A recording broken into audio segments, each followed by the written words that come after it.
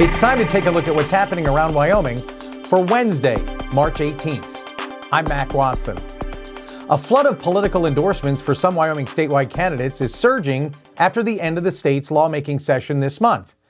Cowboy State Daily's Claire McFarland reports that Megan Degenfelder and Chuck Gray appear to be the most active in pursuing endorsements. I asked a couple longtime Wyoming politicos, how much does this matter? And they both cast it as a second-tier strategy. Tim Stubbson said that it's name recognition, it's campaign spending that does the job. And Rob Wallace said it's the caliber of the candidate and the campaign and the messaging. U.S. Senate candidate Representative Harriet Hageman landed endorsements earlier this year by both sitting U.S. Senator John Barrasso and outgoing Senator Cynthia Lummis for her bid to win the seat Lummis is leaving.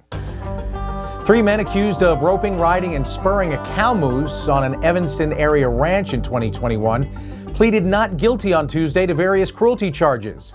Cowboy State Daily's Dale Killingbeck reports that the men allegedly took video of themselves treating the moose as if it was a horse being broken to ride. They told the judge that they understood the charges against them, and those charges include felony charges for 2 of them for felony animal abuse. They're facing the potential of 2 years in prison on the felony charges, so it's a serious thing. And the judge scheduled a trial date for August 11th. The attorneys that represent each of them, it sounded like, they're not going to be cutting any deals. It sounds like this is going to go to a jury trial. Charges stem from a Wyoming Game and Fish Department investigation that began with the seizure of Justin Martin's phone on a separate issue and finding video and screenshots of the alleged abuse.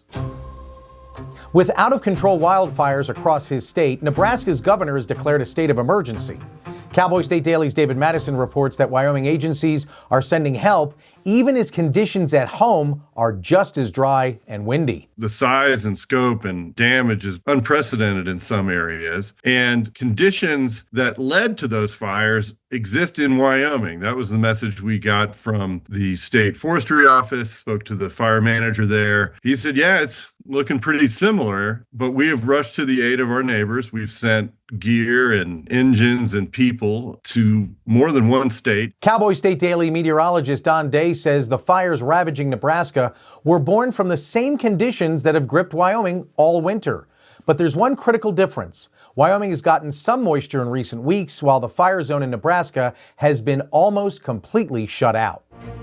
Speaking of the Nebraska wildfires, Wyoming fire engines, firefighters, and communication personnel have rallied to help battle record-breaking wildfires that have consumed over 750,000 acres.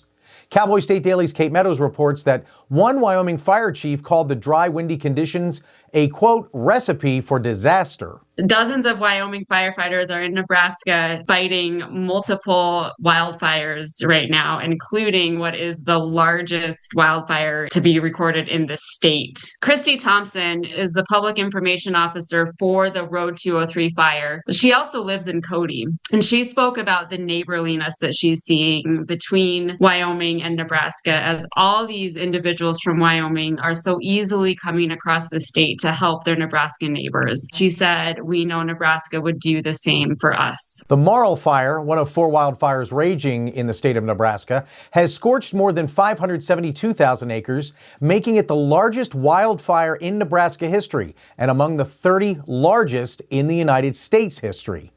I'll be back with more news from Cowboy State Daily right after this. Out here, everything takes longer. The miles in between teach patience. They teach you what's worth driving for. In Wyoming, miles are how we measure love.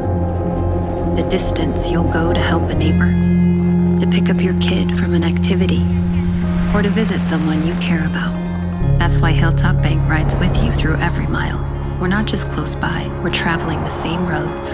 Hilltop Bank, member FDIC, equal housing lender. Cowboy State Daily News continues now.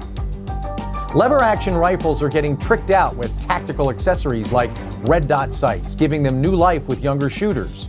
Cowboy State Daily's Mark Hines reports that mounting accessory rails on lever-action rifles might seem absurd until people started doing it. Apparently, it really appeals to the younger shooters. It's almost like a steampunk thing. It's retrofitting an old technology with new technology. And some people think it's really cool. You know, I imagine there's purists out there that really hate it. And so it's kind of marrying the old with the new. Lever-action rifles were among the first repeating long guns to be mass-marketed in the United States, with many models introduced right after the Civil War. A Powell man is facing 20 felony charges relating to the distribution and possession of child pornography, facing up to 220 years in prison and over $200,000 in fines if convicted. Cowboy State Daily's Greg Johnson reports that police say Christian David Petty admitted to having a years-long addiction to pornography. Apparently, this was an investigation that went on for about 13 months, so it went on more than a year, and was conducted by the Wyoming Division of Criminal Investigations Internet Crimes Against Children Task Force. And basically what they did was they identified known files that are out there in the interwebs floating around that they know contain child pornography, and they can see who's sending them, who's receiving them, that type of thing. And some of those files got linked to a computer that came up in a Powell home. If convicted and given concurrent sentences, Petty could face up between 55 and 220 years in prison. U.S. Representative Harriet Hageman announced a $100 million federal appropriation to rebuild a collapsed Goshen County irrigation tunnel that feeds Wyoming and Nebraska farmers. Cowboy State Daily's Claire McFarland reports that Hageman says securing the money was, quote, a huge priority. Tuesday's big announcement was, $100 million is going into that Wyoming project that serves farmers there in the southeast corner of the state. So I heard from Hageman in the morning, Tuesday, and then I called Senator Sherry Steinmetz, for whom this has been a big deal, and she was just brimming. The irrigation district manager was thrilled. And then Governor Mark Gordon, who's also been working on this issue, he had a press conference today that was supposed to be a recap of the legislative session, and the irrigation rebuild was the first thing he came out with. He was so excited as well. Out of an $889 million appropriation the U.S. Department of the Interior received via the Trump-backed One Big Beautiful Bill Act, $100 million is now officially earmarked for long-term repairs to the Fort Laramie tunnels.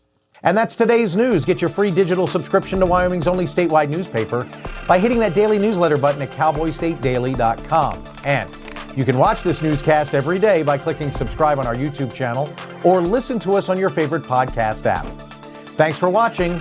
I'm Mac Watson for Cowboy State Daily.